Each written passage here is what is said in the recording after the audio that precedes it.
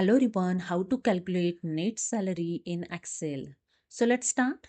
So you can see I have my employees data with the basic salary, HRA, allowance, deduction. So here I'm going to calculate gross salary. Gross salary means total earnings before deduction. So earnings include the basic salary, HRA, bonus and other allowance.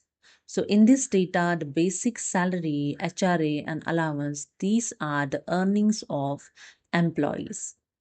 So let's see. So I select here the cell and first type here the gross salary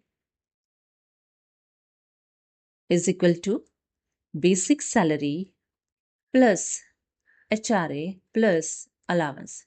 So these are the total earning of employee. It means gross salary.